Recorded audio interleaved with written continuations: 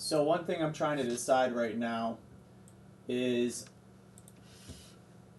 are we going to go all the way down today and hit Tuesday's low?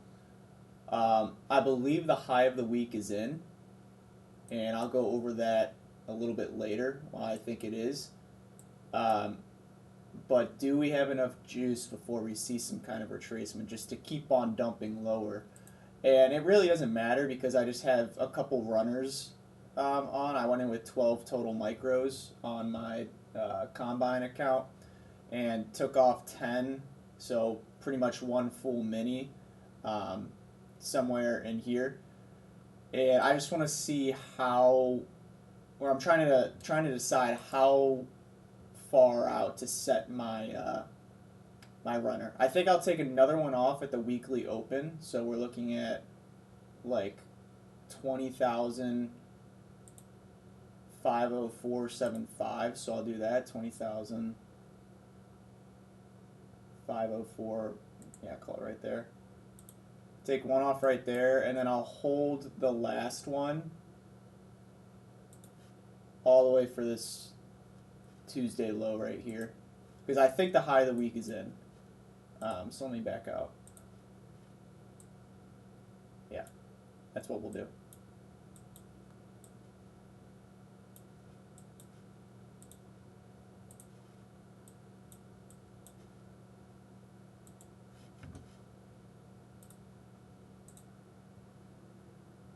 Order filled. All right, so I got another contract coming off right there. So that happened just a couple minutes later, and now I am holding for that Tuesday low.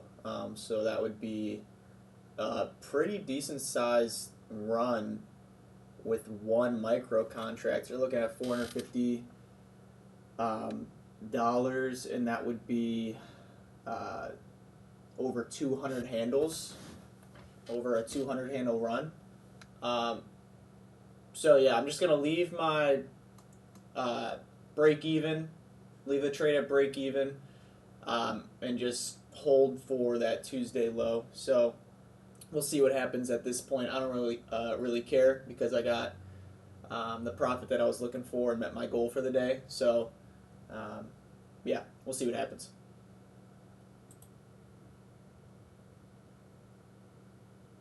Order filled.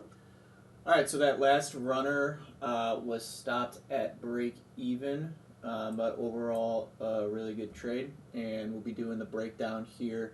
So looking at the conclusion of Wednesday, it ended up being a kind of an indecisive candle day, trading from this daily SIBI.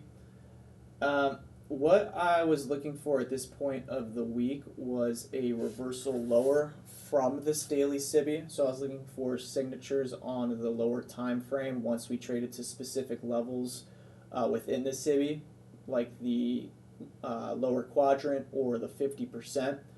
Some areas that I was targeting were this daily volume imbalance.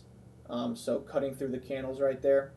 You can see that when we dropped lower here on Friday And on Monday and Tuesday and now Wednesday, we were working within this level right here. Also, that was in combination with the weekly open, and we have a lot of other confluences on the lower time frames that I'll get into that were in line with this. So I was looking for signatures in a weekly profile of a Wednesday reversal to go lower. That was my idea of going short there. So that was some levels that I was looking at on the daily time frame, and we'll head on over to the 1 hour time frame now and take a look at what I was seeing there. So if we take a look at the 1 hour time frame here, this is 1 hour candles. Looking at Tuesday, what we ended up doing was sweeping Friday's low and then having a really one-sided directional move higher all day up until we reached this 1 hour SIBI right here overnight. And we were trading around there within Asia and in London, and I'll get into that once we get down to the 15-minute time frame where we can see a little bit more data. But we can see here that if we're looking at this 50% of the daily SIBI that we were just looking at, price is really holding on to that area right there and respecting it, which is what I like to see. And it was in alignment with the 1 hour SIBI right here. So when I opened up my charts for the first time of the day, I saw that we were working inside of this level. And since I was looking for rather a weekly reversal, right, from here. The reason I was looking for that reversal, again, is I use weekly profiles as a roadmap for finding or determining a directional bias. And that when I have that in combination with PD arrays like I did here, being the daily SIBI, the 1 hour SIBI, and seeing that SMT right there, the SMT is key for me because what makes it more high probability that supports my directional bias is, say I'm looking to go short, right? I'm expecting price to go short for the remainder of the week. At the beginning of the week on a Monday, Tuesday, or Wednesday, what I like to see is an SMT divergence with ES that is in the direction supporting my bias in combination with PD arrays. So that's exactly what we're seeing right here, is multiple levels, right? The 50% of the daily SIBI, the 1 hour SIBI, and seeing this SMT divergence. It gave me a lot more confidence that a high of the week could be in right here, and that's what I'm currently going off of and looking for the rest of the week, is for this high on Wednesday to end up being the high of the week and to continue lower, okay? Some targets that I had mapped out is if we take a look at Tuesday's range from the low to this high right here, I wanted to map out where are the discount targets, right? Where are the discount PD arrays? Because if we take a look on this run up right here, it's all balanced. All of these wicks and candles are overlapping, except until we get to this area right here, which is perfectly in alignment with that equilibrium and the 1 hour discount BISI right there. So that's why I had that marked. That was a key level for me today to target. If we were going to go lower, again, I had this weekly open marked out because that acts as like a draw on liquidity and helps me understand and just kind of keep in the back of my mind exactly where are we trading relative to that weekly open. Are we above it and I'm looking to go short, or are we below it and I'm looking to go long on the week? So obviously the first one applied here. But that's what I was looking for, and some of the things that I was liking that I was seeing on the 1 hour time frame. Let's hop on down to the 15-minute time frame here to get a little bit more in depth. All right, so the 15-minute time frame here shows more data, obviously. What I liked that I was seeing was within that run up from Tuesday, it was completely one directional higher. Right, so whenever I see something like that, that's a little bit suspect to me, and it tells me that if I'm, again, looking to go short and I have a bearish bias and I'm seeing something like this, it could potentially be a Judas swing to go higher. This is the fake move into all of these converging premium arrays, and then I want to start looking for signatures on like the 15, the 1 hour, and the 1 minute, as signatures to go lower in combination with weekly and daily profiles. So when I have all of those things mixing within my model, it's really high probability. So on the 1 hour time frame, we didn't see any swing lows along this way higher. We only saw that 1 hour discount BISI. Whenever you combine these time frames, right, this is when it gets, this is how you start converging them, or how I personally start to converge them, is we're seeing swing lows along the way up from this Tuesday run higher, and that's all going to be points and draws on liquidity for me when I'm looking to go short, because I know that people who are a part of this move have trailed their stop losses below all of these lows. Okay, so getting to a little bit more present time, we see that Wednesday starts off by trading higher during London into this Asia high right here, relative equal highs, sweeping that liquidity into this 1 hour SIBI, creating SMT, and holding off on the CE of that daily SIBI right here, which is this purple line, a little bit hard to see. It's a purple dotted line. It's at 837.5.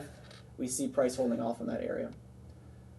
London low is created right here. All right, then we move higher.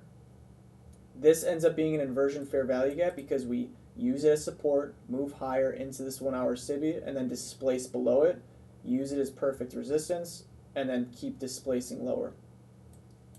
Okay, so that was my premise going into the morning. I like to use London as a way to get further conviction on what my directional bias is going into the New York Open, because that is my primary session that I trade, is New York Open. That's where I feel most comfortable and most confident in my trading.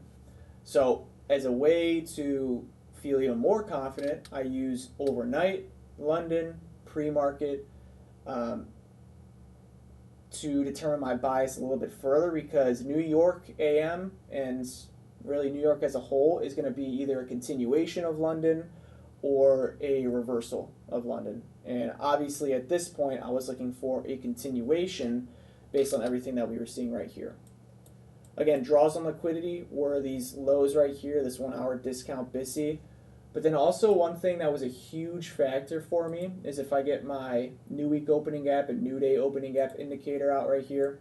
I don't use other indicators. I use something like that because it's a lot more convenient for mapping these things out. Is if we look down here, this is a huge cluster of new week opening gaps and new day opening gaps in combination with the daily volume imbalance, and of course with the weekly open right there, because that's the part of the new week opening gap. This acts as like a black hole on price, and this is something that of course I learned from ICT in his 2024 mentorship, is whenever we have a cluster like this, we expect that price is going to draw to it when the time is right for it to do so and when price is in alignment with it. And everything is converging in the right way, right? So that happened to be the case right here. I was looking for price to potentially draw all the way down here, so I used that as another draw on liquidity. So that's just something that I wanted to point out right there. So let's dive into the 1 minute time frame to actually dive into the trade and talk about what I was seeing. So the first thing that I always do whenever the market opens at 9:30 a.m. is I head on over to regular trading hours and I map out the opening range gap, because this gives me a lot of insight on what to expect from price. What we were seeing here is we open in a discount. So typically, again, what I learned from ICT is we can expect price to trade to at least 50% of that opening range gap around 70% of the time. But if it doesn't, that's okay, because what it does is it gives me insight on what to expect from price. If it doesn't make an attempt to trade in there at all, then that gives me really good insight that price is extremely heavy and we could keep on moving lower. So when I saw price open and continue lower like this for the first 30 minutes and continue breaking down, obviously what I'm thinking is this is really good for shorts, right? If I'm looking to go short, that's a signature I like to see within the first part of the day, because it can tell me that more oftentimes than not, we're going to see a one directional move for at least the entire morning session and lunch, and sometimes even the PM session. So if I head on over to electronic trading hours again, let's take a look at what happens when the market opened. So the market opens, trade into this SIBI right here that was from pre-market, and is just one-sided for the entirety of the opening range. So at this point in my mind, once I see that it happened and we're trading right around down here, I'm thinking that, okay, the opening range gap is likely going to stay open. We're probably going to be very bearish on the day. It seems like everything is in alignment with my higher time frame and my weekly and daily profiles of what I'm looking for in lower prices. So everything is good there. Now what I need to do is look for an entry mechanism. A lot of the times in one of my models, or things that I'm looking for in the morning is a trade based off of that first fair value gap. If I don't get that, I can always expect, some kind of like a 10 a.m. reversal today. And there are times where I don't expect there to be a 10 a.m. reversal, and today was one of them. If I actually pull up my trade journal right here in Notion, I break down exactly why I wasn't expecting that. So this is when we were trading right around here. You can see that it's not like market replay or anything like that. This candle was at 26 seconds. It was counting down. I said I'm not expecting a 10 a.m. all-out reversal like one of my models calls for. I want to see a manipulation higher to entice people trying to catch the falling knife, and then a continuation lower. This is because of the bearish reaction I was looking for from the daily SIBI forming on a Wednesday. So time of week, weekly profile, and then the daily profile with the 15-minute SMT at the highs. I think shorts are the way for the rest of the week. So that's my bearish stance coming into play. All right. We see here we're accumulating after taking this liquidity that was at 64275. What I see here is prior to 10 a.m. we trade up into this SIBI, and then we continue to take this low right here. What I wanted to see was if after taking this low to trigger breakout sellers, if they wanted to take it higher to actually sweep this high and potentially even up into the first fair value gap, and then this orange box being a 15-minute inversion fair value gap, to then go lower, right? So I was looking for shorts somewhere here or up here.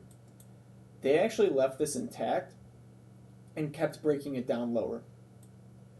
So what made me confident to actually get in without that happening? Well, we open at 10 a.m. and trade higher. We traded higher right to this swing low wick right here. So anytime there's a swing low with kind of like a dramatic wick, like we see right here, I mark out CE of that wick, and I want to see how price reacts to it. Does it go up and touch it and then move lower? Does it not even reach it at all? Does it displace through it? Because what all these things are doing is it's giving me context of what I can expect price to continue doing. We see right here at 10 a.m., this up close candle trades right to it, and the body of that candle closes right at it.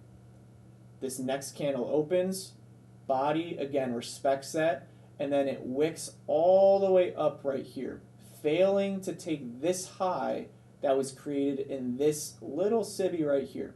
This isn't a SIBI that I would personally go short from, but what made me want to go short is how we reacted after that. And this SMT that was created right here was a big factor for me.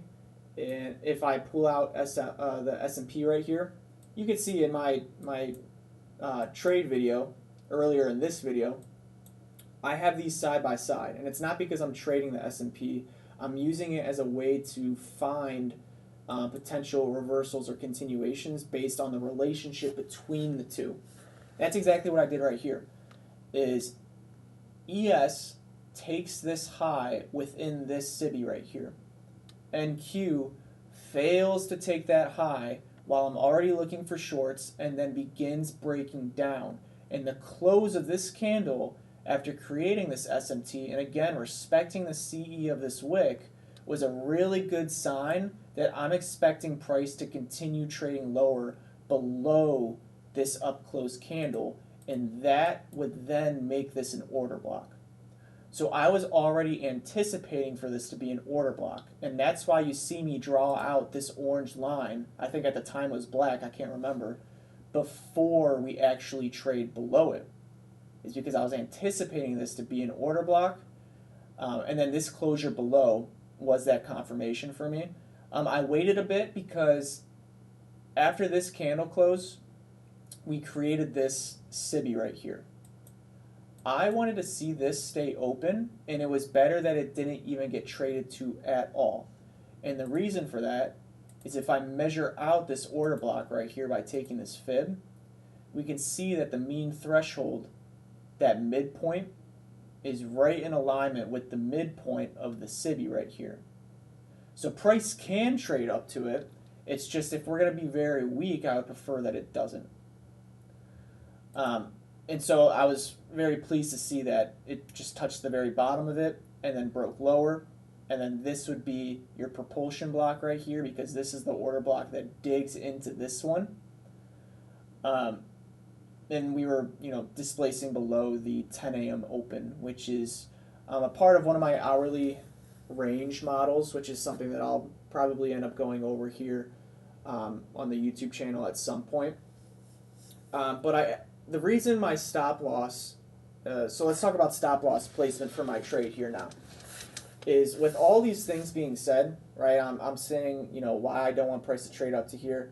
The reason I put my stop loss above this high right here is for a number of reasons. I just felt more comfortable doing it. Price could trade through this. It could wick through it, especially with the volatility within this market now. And I was looking at this wick right here. Because this wick goes well above this order block right here, this midpoint right here is something that, this is like the last line of defense in this trade, in this way of going short. If it went up here, I would really not like it, because it would tell me that price is not as weak as I want it to be. So that's why my stop loss was above here, just to be safe. And this, the S&T at the highs right here, this was the protected high. So that was the reason for the stop loss placement right there. But I ended up going short. If I head on over to settings right here and executions, I ended up going short once I started to see price hit the very low of that fair value gap and then trade below this opening price right here, because that gives me the full confidence that this is the order block, this is our propulsion block, respected this, and now we're moving lower. You can see that this was the trade right here. It was on a live account. If you look in the bottom left right here, this is AMP Live. So from 610.50 down to 53525, about right there with the stop loss above here. It was a little over a 2 risk to reward, 1 to 2, and we got 75 handles, just about right there. So really low resistance liquidity run trade. Target was hit in 7 minutes for 75 handles off of 1 micro, so I was really happy with that. Let's talk about targets here now. My low-hanging fruit target was the daily volume imbalance high. We had this weekly open right here. I'm not sure if it's going to show it because this indicator can get a little bit glitchy sometimes, but it actually won't show that cluster of new week opening gaps and new day opening gaps, but it was all right here. If you remember that very low of the day being at the very low of that cluster of new week opening gaps. That was all within this area too. So I picked the lowest hanging fruit target of just the high of this daily volume imbalance right here. Okay. On that combine account that I showed you, I ended up taking another partial off at that weekly open right there, and then price just went a little bit lower, created the low of the day, ended up moving higher. We ended up failing to take that Tuesday low like I was looking for, so I would expect if we're going to get continuation for the rest of the week lower like I'm looking for, I want to see the high of the week made now from Wednesday's high, so today's high, in that SMT that we were talking about. I want to see the high of the week made today, so I don't want to see price go above Wednesday's high. Doesn't mean that it's not going to. If it does, then obviously I was wrong and I need to readjust my bias. But I want to see price continue lower for the rest of the week. But this was the trade breakdown of exactly why I was looking to go short today, combining it with the weekly, daily profiles, and session profiles as well. And so I hope that was helpful. Again, I just want to be documenting my progress as a trader, going over my winning trades and my losing trades. You'll see those when those happen. But yeah, again, hope you guys found this helpful. And yeah, take care. Hope you have a good rest of the night.